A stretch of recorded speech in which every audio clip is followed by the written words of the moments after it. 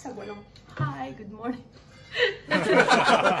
Tapos iniwan ko kasi yung aking mga ingredients para mas mabilis natin gawin. So guys, hi, welcome back to my channel. Good morning, good morning. Ngayon lang ulit ako nakapag-vlog, guys. Sorry. Ngayon lang ulit ako nakapag-vlog kasi I have been busy the past few days. And then, nagkaroon ako ng issues sa aking Feslap. Nagkaroon ng peeling, tapos nagkaroon ng redness. So, diyan naman na mag-vlog ako na merong redness, di ba? So, next na araw, pumunta kami ng palengke, ng supermarket. Ano doon naman siya? Ng supermarket. Sabi ko sa husband, gusto ko magluto ng musaka. Kasi this past few days, parang nakakatamad laging magluto everyday kung anong lulutuin. Namang problema ako kung anong gusto kong laging kakainin. Pero hindi naman po pwedeng hindi ako magluto kasi meron naman akong 2 tao na kumakain everyday. So sabi ko, I have to prepare something easy at pwede kong i-store sa fridge anytime na nagugutom sila. Okay, every time na nagugutom sila, pwede kong i-prep.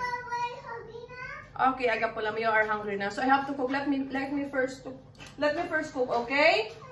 Okay. So mag-ano muna ako. Nawala na ako, guys, for today's video. So for today's video nga, gagawa tayo ng moussaka, which is vegetable lasagna. This is the main ingredients. Same procedure siya ng lasagna. Bali ang pagkakaiba lang niya, guys. Hindi tayo gagamit ng pasta lasagna, yung malapad. Hindi tayo gagawa tayo ng vegetable. Yan ang gagawin natin pan-layered sa kanya. It's a Greek traditional dish. It calls moussaka. So sa lahat ng mga nagtatanong last time about how to make moussaka and how to make the sauce, yung white sauce na bechamel sauce. So you have to watch this out till the end para maging familiar. Napakadali lang niyang gamitin. Napakadali niyang gawin, napakadali niyang pag-aralan. So, you just have to keep watching till the end, guys. So, we have to start for potato. And then, alam niyo na, eggplant at talong and zucchini. Yan yung pinaka-vegetable. Yan ang ipagle-layered natin mamaya. So, para makumpleto yung ating vegetable lasagna, ang ating moussaka, kailangan natin ng ground beef. And, this one, sibuyas. Lalagyan ko yan ng 1 pirasong bawang mamaya. Sibol. Nakalimutan ko lang hiwain. So anyway, yan. 1 piraso, 1 cloves of bawang. And then, ito nga, ground beef. Kailangan natin ng, syempre lagi natin kailangan ng olive oil kasi yan ang gagamitin pang layered mamaya. Every time na magle-layered tayo, kailangan natin ng olive oil. So, for a taste, kailangan natin ng salt and pepper.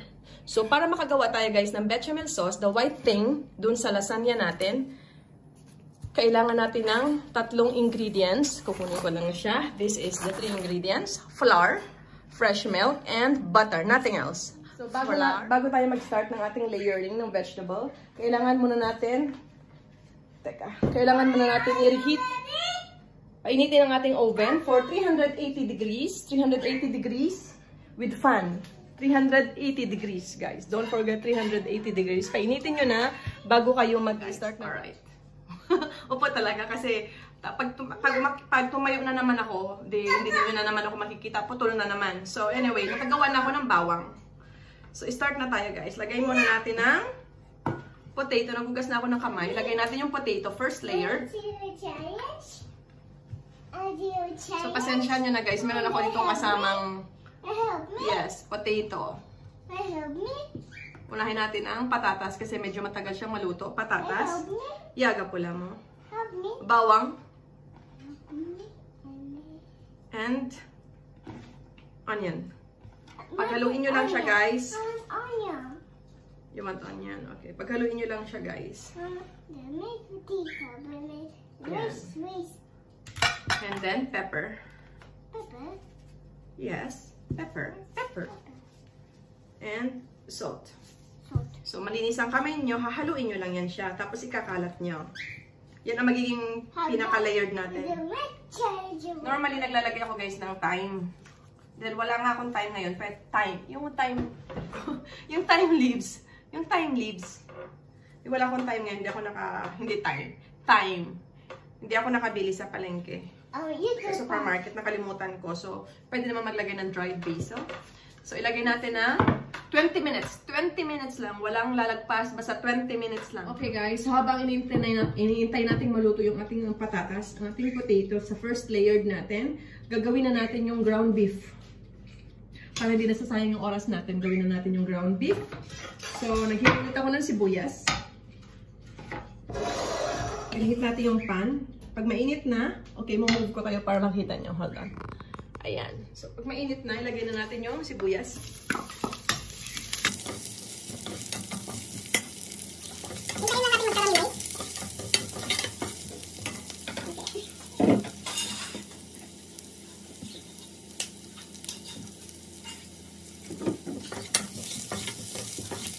So, pag nakita nyo guys, medyo glassy na siya, yung ating sibuyas. Ito yung technique guys para mag-well-combine lahat ng ingredients. Kailangan dito pa lang sa ating sibuyas ay may lasa na. So, ihalo na natin ang ating tomato paste. Bago natin ilagay ang ating ground beef. Yan, iba. May difference pa guys, may difference. Pagka nilagay mo na agad yung tomato paste.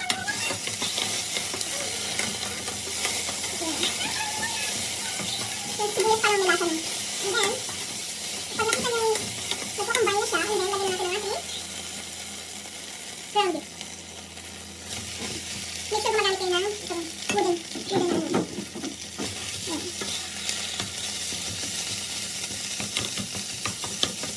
Para madurog yung ayos, kailangan ito. Saka hindi nasisira ito yung ceramic. And then, lagyan na natin ng pepper. Gusto kasi medyo matapang yung lasa ng ground beef. Konting salt.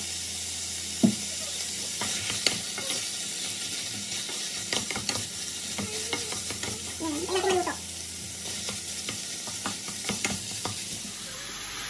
So, kapag nakikita nyo na guys na medyo luto na siya, nawala na yung kanyang fat, yung kanyang oil, haluan nyo na ng, pwede kayong maghalo ng tomato sauce, pwede kayong gumalo ng yung tomato na peeled tomato. Dahil gusto ko medyo matamis-tamis yung aking musaka, haluan ko siya nitong with basil. Basil siya.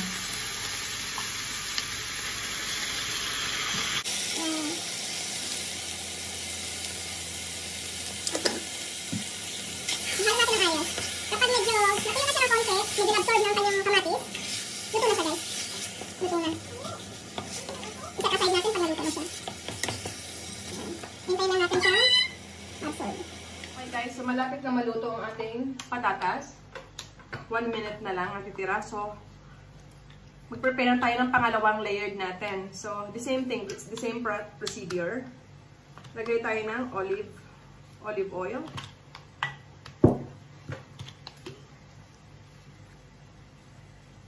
Okay.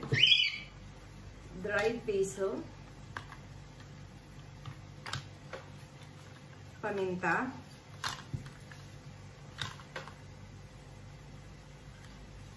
And konting salt. Siyempre dapat malinis yung kamay. Pag medyo dry pa rin, pwede nyo dagdagan ng olive oil para medyo ano siya, mahalo na maayos yung, para hindi siya dry. So nasa inyo yan kung gusto nyo dagdagan pa. Okay, ready na? Katamadan, no? So, 20 minutes na yan. Mainit. So, you just have to be very careful. Ayan, so ito na yung talong na nahalo natin. I-layered natin ng maganda.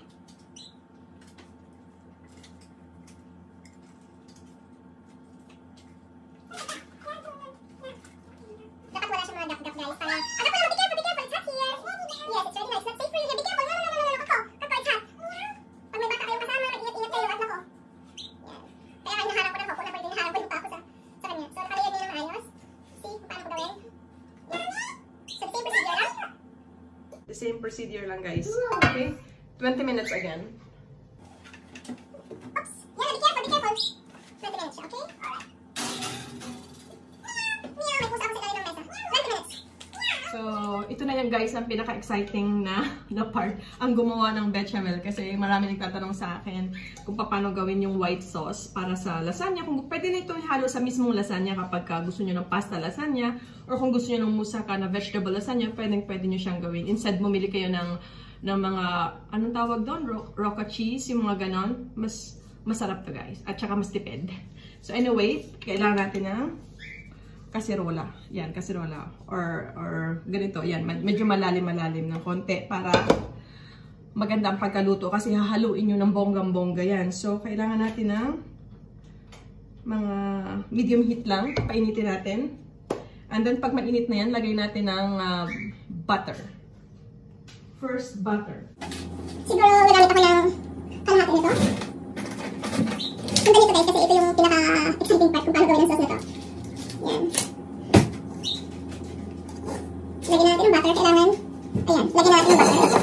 Kaya natin siya mag-melt. So, pag nag-melt na yung butter, lagay natin ng flour. So, kalahati lang yung ginamit ko. Balikan natin. Yan. Kalahati lang yung ginamit ko. And then, yeah. Daksaga po lang.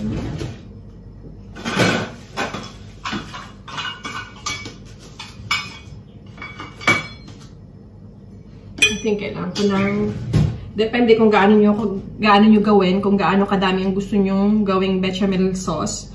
So sa akin, gagamit ako ng 1 cup, I think 1 cup and half. Kasi gusto ko medyo madami siya eh. Masarap kasi yung sauce.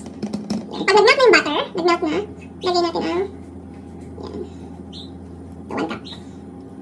Yan. Lagyan natin ang 1, para sure. Hindi pala pa siya. This is half cup.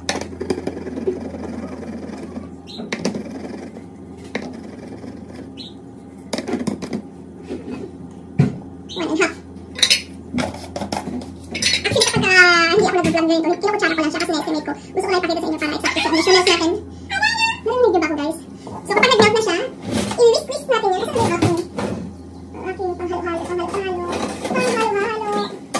Ito yung sinasabi ko. Pag nagagawa ng vlog, kailangan ilagay. Yan, be careful. Ako lang ba there? Hindi ko na naman siya makita, promise. Sipin mo yan. Kakatawa, diba? Andyan lang pala siya. So, ito, i-whisk natin yan. Kailangan ay low heat lang siya, guys. Ang secret dyan, papakita ko sa inyo. Ihayaan nyo muna akong i-whisk ko ng konti. Ang secret dyan, guys. Okay. Hirap. Pag nakita nyo ng ganyan yan, di ba, nag-absorb na yung flour sa butter. So, ilalagyan na natin ng teka, dyan muna kayo. Mahirap mag-vlog ng dapat pala automatic itong aking camera. Paunti-unti lang. Huwag nyo ibubuhos lahat ng milk. Paunti-unti lang. Hayaan nyo siyang mag-melt ng kanya. Yan. Yan. I-whisk nyo ng i-whisk. I-whisk nyo ng i-whisk. Hanggang siya ay matuyo ulit. Pag natuyo ulit siya, lagyan nyo ulit siya ng flour. Ay, ng milk. Yan. Low heat lang siya, guys. Low heat lang. Yan.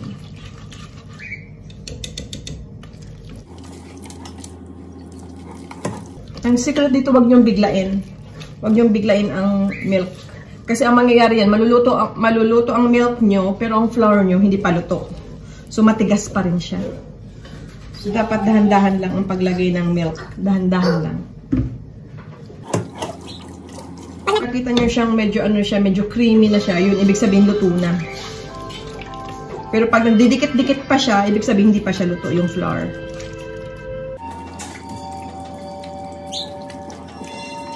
Ang hirap mag-vlog kapag napakita ng vlog na nagluluto sa kapag ikaw lang din ang nag-vlog, no? Tapos meron pang maingay din sa likod. Ayan.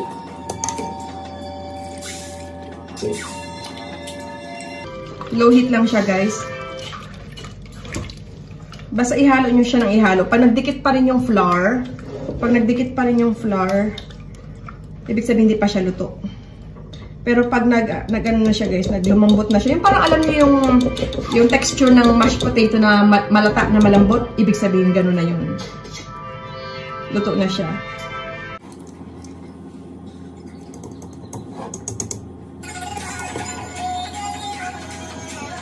Kailangan dito ay malakas ka kasi kailangan haluin mo ng bonggang-bongga.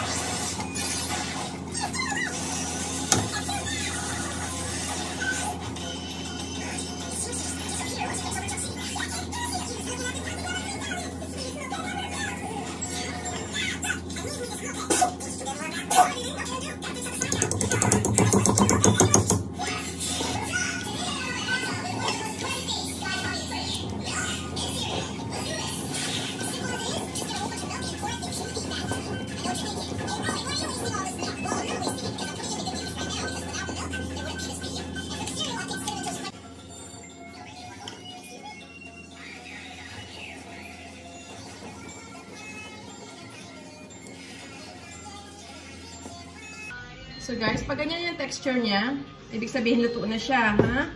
Yan. Yan. Hindi na siya watery, hindi rin siya matigas. So nakita niya yung texture niya, ibig sabihin luto na siya. So, ang gagawin natin,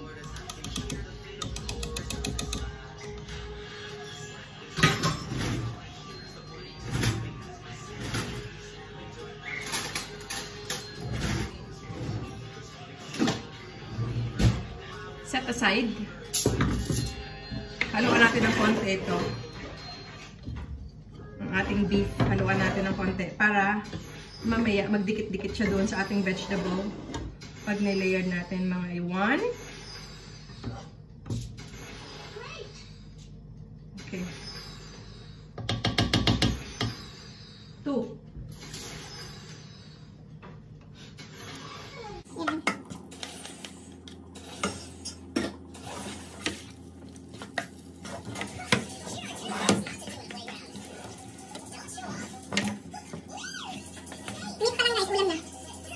So, parang cheesy creamy siya, diba?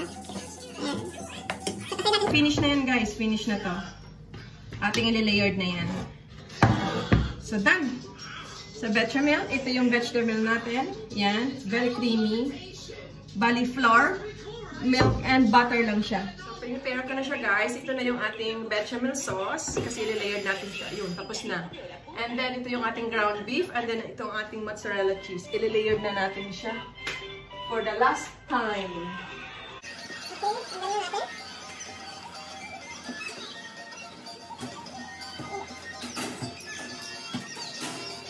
Okay.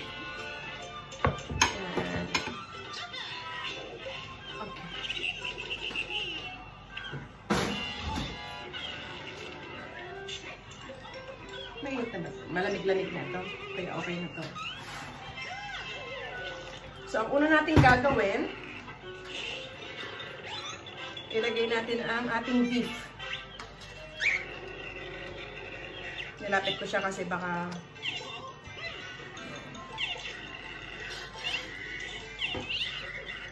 kailangan kasi pag nilagay natin yung beef natin, may spread natin ang ayos. Kita nyo ba ako? Ayan ako kayo, para kita nyo ako. Ayan. Kailangan pa nilagay natin ang ating beef. May spread natin siya ng maayos. Ayan. Spread nyo lang ng pantay. Ilagay nyo doon sa ating medyo maliit pa lang ating lalagyan. Kaya pala medyo nilakihan nito. Gusto kasi pagka gumawa ko ng lasagna na vegetable, gusto ko yung makapal ayaw ng manipis. Ayan. Medyo natin.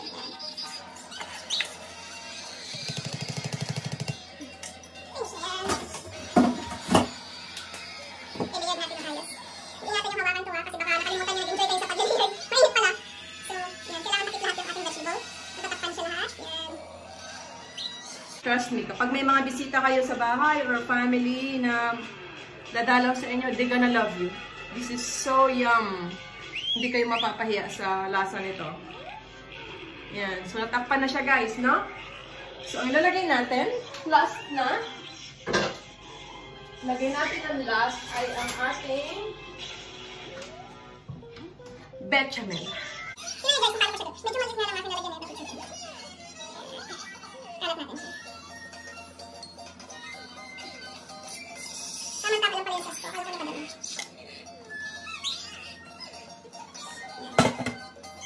Para nalagpas na.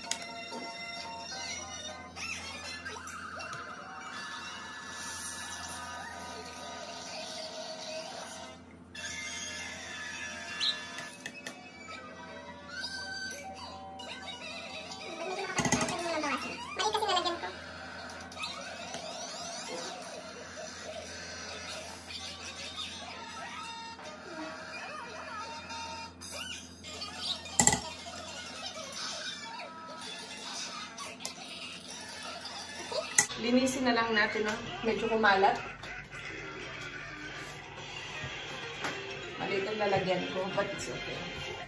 Konti lang naman yan. Yan.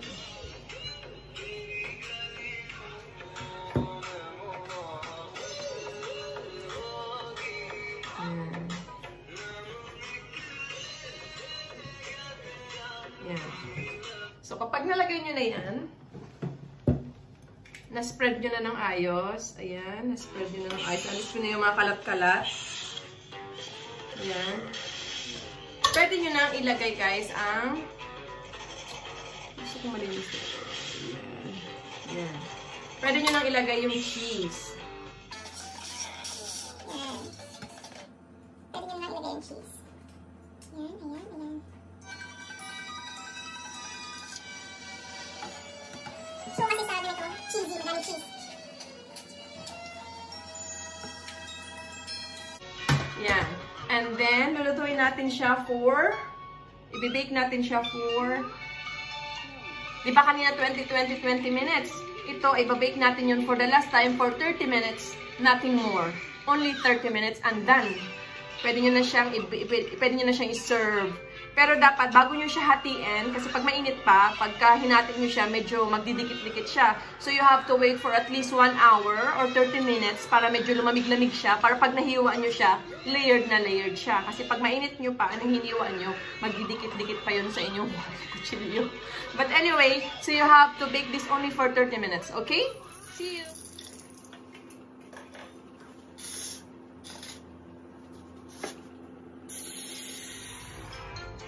Okay. So, ito na guys, ang ating mabigat. Ito ang ating musaka. Yan siya, mabigat siya guys. Mabigat siya in fairness. Makapal kasi siya. So, ayan na ang ating musaka. Ayan. Yan. Pinakrispy ko siya ng konti yung cheese sa taas.